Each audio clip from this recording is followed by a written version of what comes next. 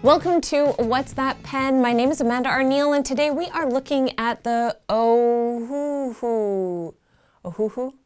Ohuhu. The Ohuhu pack of pens. So this set is for 60 colors, and there are two types of markers that this company makes. There are alcohol-based markers, and then there are water-based markers, and these are the water-based markers. Now, the reason that I prefer the water-based over the alcohol is because typically I find that I have much better results with water-based, and they tend to last longer. For me, at least. I don't know if I'm one of those people who leaves the cap off for 10 years and then tries to come back and goes, why isn't this marker working? But these ones, water-based, 60 pack, and this is only about $17 on Amazon. So that means it's pretty much free, pretty much. It's like 33 cents a pen. But that being said, I always get nervous when it's in some sort of beautiful packaging like this, thinking they're just trying to lure me in with this packaging. Who knows what the pens will be like? So good question. Hopefully they're not just trying to lure us in, but at 33 cents a pen, I mean, whatever. If my kids have some new coloring markers, that's fine. Let's take a look inside, and it didn't even have anything holding it together, but I have held off on opening this until we were together. So, oh, okay. Something just exploded. Oh, it looks like inside there are 3 nib replacements for the brush pens, and then 2 nib replacements for the bullet tip side. So I've never actually seen, I've seen brush pen replacements. I've never seen bullet tip pen nib replacements. So I guess that if these start to get ruined, and sometimes that happens where they split, then you can also replace the fine tip, the monoline, and then of course the brush tip. First, let's take a look at some of these colors. So inside the pack, we have lots and lots of different colors, and this is gonna be really fun to color swatch.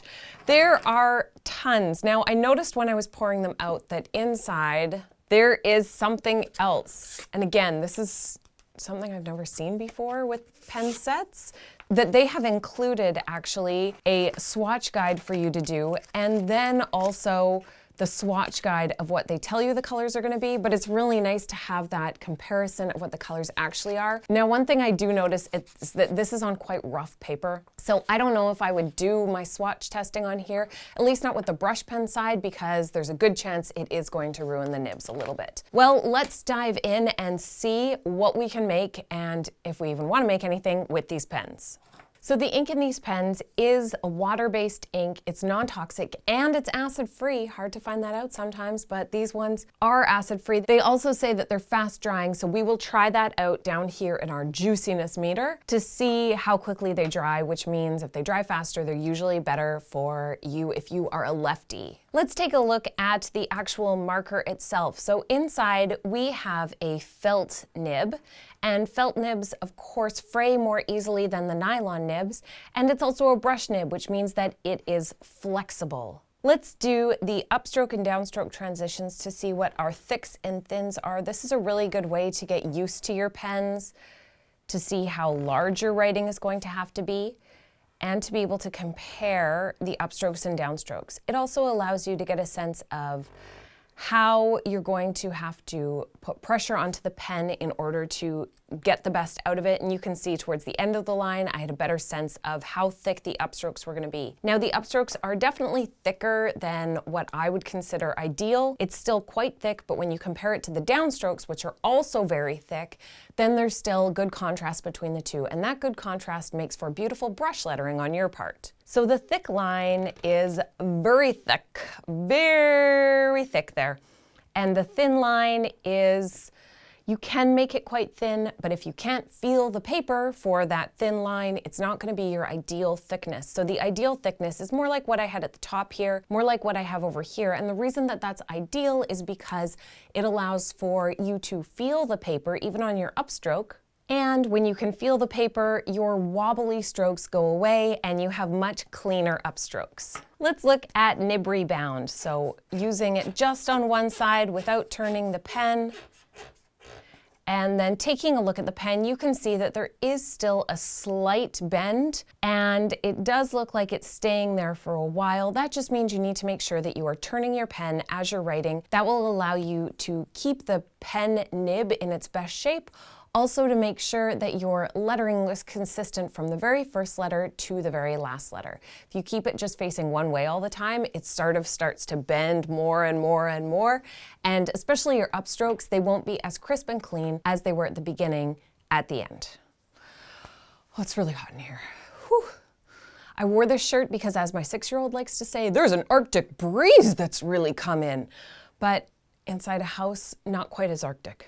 Now the writing size, usually you can figure that out based on how thick your upstrokes and downstrokes are going to be. And in this case, I've already mentioned, they're pretty thick. So here, your writing size with these pens would have to be large. That means you're not getting very many letters across the page, each word. Make sure that you are scaling up and potentially even using a larger size of paper. All right, let's test out that juiciness. They promised us it would dry quickly, coloring this in, and there is a little bit of bleed, but it didn't even make it onto my finger. I would say that for the amount that I colored there, it's still regular. It's not a dry marker. Maybe the alcohol markers are a little bit drier, but I personally don't love when my markers are dry. I expect a bit of smudging, which can be difficult. But remember, if you're finding you're having any smudging, you can always just take a little piece of paper and put that under your hand because it gives you a protective barrier between the two. It's a bit of a pain. You always have to be moving your protective barrier, but it's better than ending up with a piece that has smudges all over. Ease of transition. I feel like this one really will show us what these pens are worth. How easy is it to go from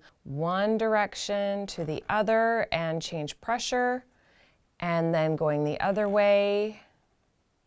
Okay, I was really ready for these to be terrible. I was pretty much setting myself up there for, oh, and these ones are really hard, but that was actually quite easy. What a weird color.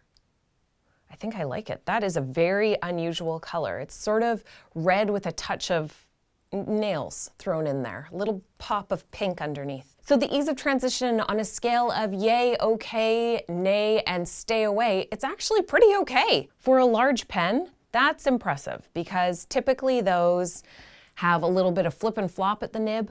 So if you need a large scale pen, this might be a good way to go.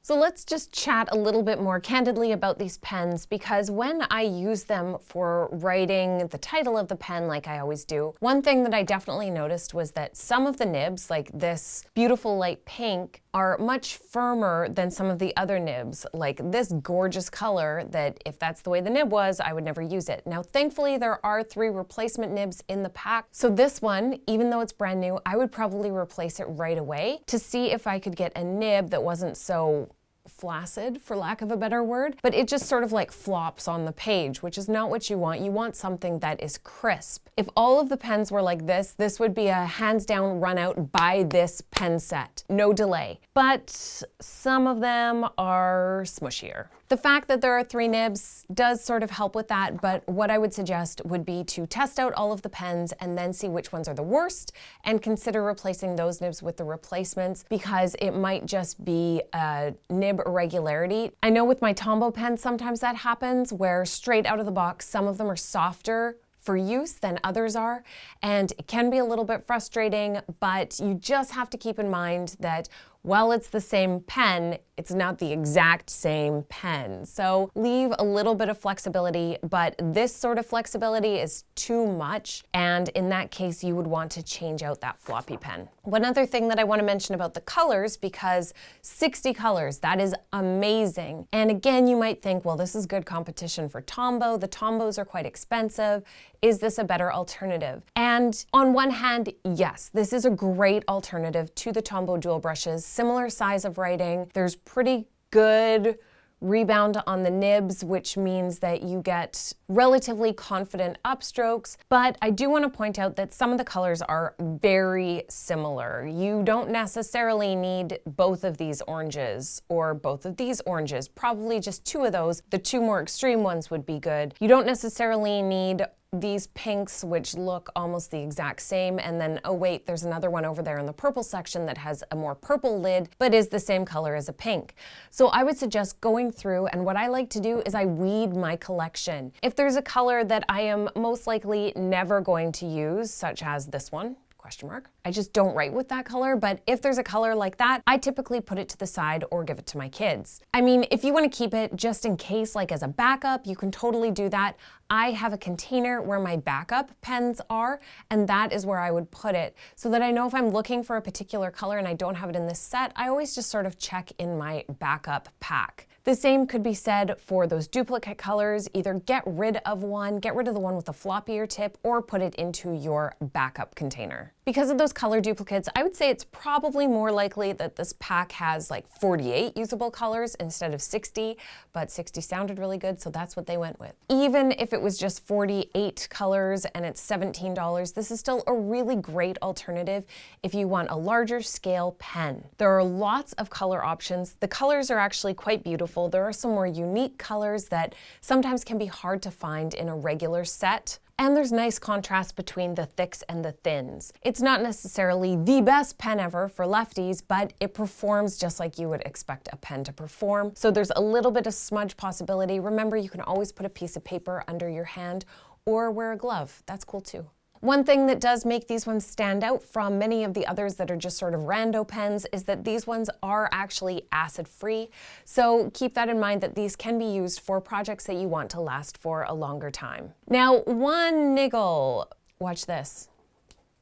You put the lid on the back so you don't lose it. You do your writing. You go to put it back on your pen, and now 2 caps are off. You have both ends empty, and you have to oh my goodness, they're actually quite wedged together. You have to go in with 2 hands now to separate them. So either don't shove this quite as hard onto the back of your pen, just rest it there easily, or you are gonna have to get in the habit of putting it down, hoping it doesn't fall off somewhere and you lose it. Again, that's sort of a niggle. Some pens, the lids don't even sit on the end of the pen, but it is kind of annoying that this one ends up coming off with your large brush pen when you stick it onto the end. But that being said, I would say that for these pens, the pros definitely outweigh the cons, and with their low price point, that sort of pushes it over the edge. The ones that have the firm tip are a pleasure to write with. The ones that have the smushy tip are frustrating, but the color selection is quite strong and the transitions were pretty good. Having those good transitions mean that you don't have to go in and touch up your lettering as much as you would if there were rough transitions.